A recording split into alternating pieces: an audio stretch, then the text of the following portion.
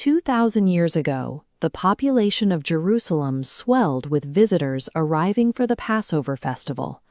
For the people gathered inside these walls, it was a week of ancient traditions, but for one man, these would be the final 7 days of his life.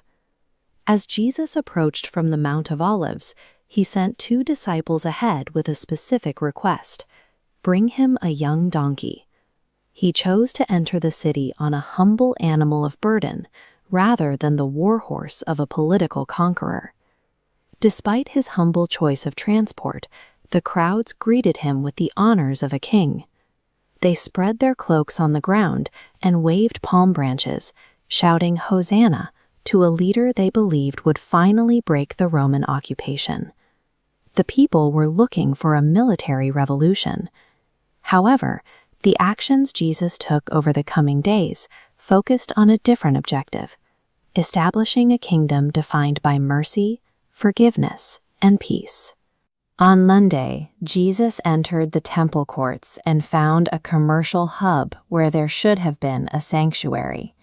Corruption had taken root, with money changers and merchants exploiting the pilgrims who had come to worship. Jesus overturned their tables, scattering their coins and declaring that the temple was meant to be a house of prayer for all nations. After clearing the courts, he remained there to teach. For the next several days, he used this space to challenge hypocrisy and tell parables that prioritized sincere faith and compassion over the rigid outward displays of the religious elite. These public challenges to the temple's leadership and its revenue streams created a dangerous friction. The religious authorities began to see his arrest not just as a preference, but as a necessity.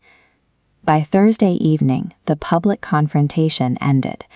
In a private upper room, Jesus gathered his 12 disciples for the Passover meal.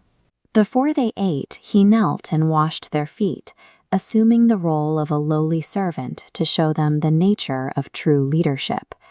During the meal, he shared bread and wine, identifying them as his body and blood. The atmosphere shifted when he told the group that one person at the table would betray him to his enemies. Later that night, they walked to the Garden of Gethsemane. Under the shadows of the olive trees, Jesus prayed with such intensity that his sweat fell like drops of blood, fully aware of the physical toll of the coming day. Judas arrived shortly after, accompanied by a band of soldiers. He identified Jesus with a kiss. Even as the guards moved to seize him, Jesus remained calm and prevented his followers from fighting back. His prayer in the garden, "Not my will, but yours be done," showed his mental preparation for this moment. By surrendering without resistance, he transformed his arrest from a capture into a conscious, voluntary sacrifice. Friday morning was a blur of illegal trials and political maneuvering. Though the Roman governor, Pontius Pilate, found no crime deserving of death, he eventually yielded to the demands of the crowd and authorized the execution. Beaten and mocked, Jesus was forced to carry his own cross through the narrow, crowded streets of the city toward the hill of Golgotha.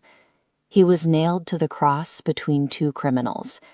In the midst of the physical agony of crucifixion, he spoke words of forgiveness for the very people who were killing him. As the afternoon went on, darkness fell over the entire land. Finally, Jesus cried out, "It is finished," and gave up his life. For those who followed him, these words marked the end of his mission. He had lived and died to fulfill what he believed was his purpose, offering his life for the forgiveness of others. Joseph sealed the rock tomb with a massive stone, guarded by Romans. Saturday was silent. To the disciples, the story seemed over. Hope vanished. But early Sunday morning, everything changed. Several women arrived at the tomb to find the guards gone and the heavy stone already rolled away. The tomb was empty. Messengers at the site told the women that Jesus had risen. Over the next 40 days, he appeared multiple times to his followers, proving he was alive. This event became the foundation of a new movement. Their fear vanished, replaced by a conviction that they had witnessed a victory over death itself. The Passover crowds eventually left Jerusalem and returned to their homes. The city went back to its normal routines, but the accounts of what happened during those 7 days began to travel with the pilgrims, spreading through the Roman Empire and beyond.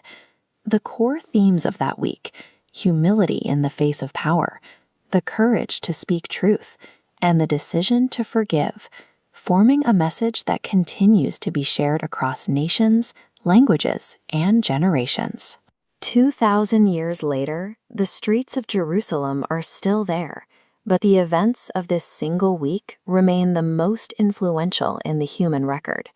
They offer a perspective on sacrifice and hope that continues to resonate across every generation.